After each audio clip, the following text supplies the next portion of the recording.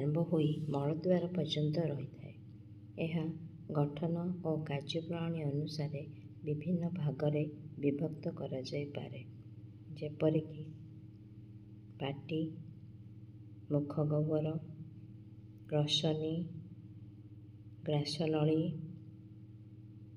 ପାକସ୍ଥଳୀ, କ୍ଷୁଦ୍ରାନ୍ତ୍ର, ବୃହଦନ୍ତ୍ର, ମଳାଶୟ ଓ ମଳଦ୍ୱାର। ଆମ ପାଟିକୁ ଘେରି ରହିଛି ଉପର ଓ ତଳ ଓଠ। ପାଟି ଭିତରକୁ ରହିଛି ମୁଖଗହ୍ୱର। ମୁଖଗହ୍ୱରର ଦୁଇ କଡ଼ରେ ରହିଛି ଗାଲ। ତଳେ ଜିଭ,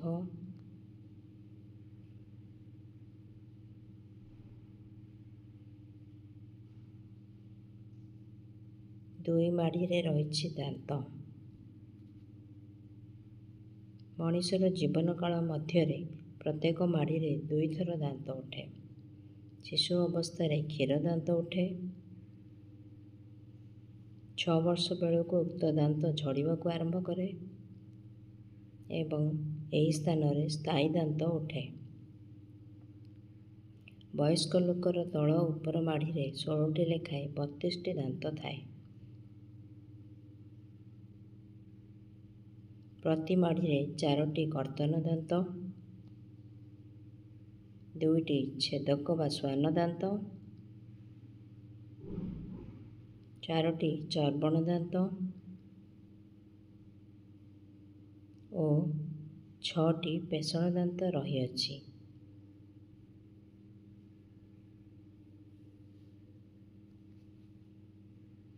ଜିଭରେ 3 ପ୍ରକାର ସ୍ୱାଦମୁକୁଳ ରହିଅଛି, ଯାହା ଖଟା, ମିଠା, ପିତା, ଲୁଣ ସ୍ୱାଦ ବାରିବାରେ ଆମକୁ ସହାୟତା କରେ। ଖାଦ୍ୟକୁ ଦାନ୍ତ ନିକଟରେ ପହଞ୍ଚାଇବା ସହିତ କଥା କହିବାରେ ମଧ୍ୟ ଜିଭ ଆମକୁ ସହାୟତା କରିଥାଏ।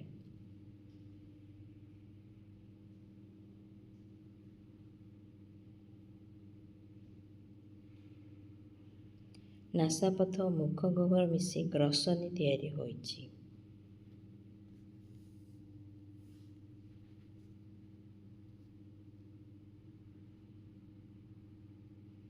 ଗ୍ରସନୀ ଦେଇ ଖାଦ୍ୟ ଓ ଶ୍ୱାସବାୟୁ ଆମ ଶରୀର ଭିତରକୁ ଯାଇଥାନ୍ତି।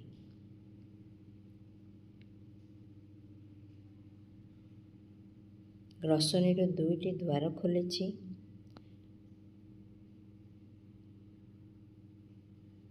ଖାଦ୍ୟନଳୀ ଦ୍ୱାରକୁ କୁହାଯାଏ ଗଲେଟ୍ ଏବଂ ଶ୍ୱାସନଳୀର ଦ୍ୱାରକୁ କୁହାଯାଏ ଗ୍ଲଟିସ୍। ଶ୍ୱାସନଳୀରେ ଏକ ତରୁଣାସ୍ଥି ପ୍ଲେଟ୍ ଅଛି, ଯାହାକୁ ଅଧିଜୁଆ ବା ଏପିଗ୍ଲଟିସ୍ ବୋଲି କୁହାଯାଏ। ଖାଦ୍ୟ ଗିଳିବା ସମୟରେ ଅଧିଜୁଆ ଦ୍ୱାରା ଶ୍ୱାସନଳୀ ବନ୍ଦ ରହେ। ଗିଳିବା ଖାଦ୍ୟ ଖାଦ୍ୟନଳୀ ଭିତରକୁ ହିଁ ଯାଏ, ଶ୍ୱାସନଳୀ ଭିତରକୁ ଯାଏ ନାହିଁ।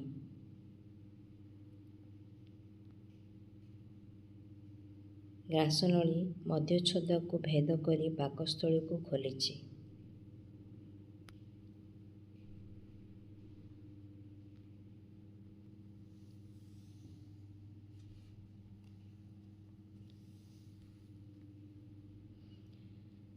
ଆମ ପାକସ୍ଥଳୀ ଉଦର ଗହ୍ୱରର ବାମ ପଟେ ରହିଛି।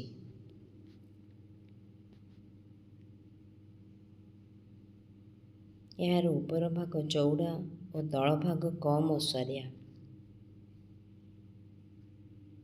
ଉପର ଭାଗ ହୃତ୍ପିଣ୍ଡ ପାଖରେ ଥିବାରୁ ଏହାକୁ କାର୍ଡ଼ିଆକ୍ ଷ୍ଟୋମାକ୍ ବୋଲି କୁହାଯାଏ।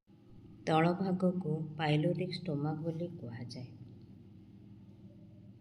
ପାଇଲୋରିକ୍ ଷ୍ଟୋମାକ୍ର ଶେଷ ଭାଗରେ ଏକ ମୁଦ୍ରିକା ଆକାରର ମାଂସପେଶୀ ବା ଅବରୋଧକୁ ପାଇଲୋରିକ୍ ସ୍ଫିଙ୍କ୍ଚର ବୋଲି କୁହାଯାଏ। ଏହି ଦୁଇ ପ୍ରକାରର ପେଶୀର ସଂକୋଚନ ଓ ଶିଥିଳନ ଫଳରେ ଖାଦ୍ୟ ଗ୍ରସନୀରୁ ମଳଦ୍ୱାର ପର୍ଯ୍ୟନ୍ତ ଯାଇଥାଏ। ପାକନଳୀର ଏହି ଚଳନକୁ ପୁରସ୍ଚରଣ ବା ପେରିଷ୍ଟୋଲାସିସ୍ ବୋଲି କୁହାଯାଏ। ପାକନଳୀର ପରବର୍ତ୍ତୀ ଅଂଶ କ୍ଷୁଦ୍ରାନ୍ତ ବିଷୟରେ ବର୍ତ୍ତମାନ ଦେଖିବା। କ୍ଷୁଦ୍ରାନ୍ତ ପାକସ୍ଥଳୀଠାରୁ ବୃହଦନ୍ତ୍ର ପର୍ଯ୍ୟନ୍ତ ଲମ୍ବିଛି।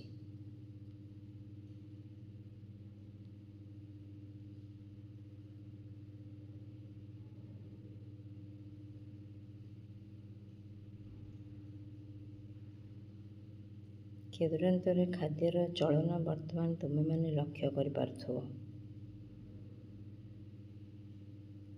ଏହାର ତିନୋଟି ଅଂଶ ଅଛି, ଗ୍ରହଣୀ, ଜେଜୁନମ୍ ଓ ଇଲିୟମ୍।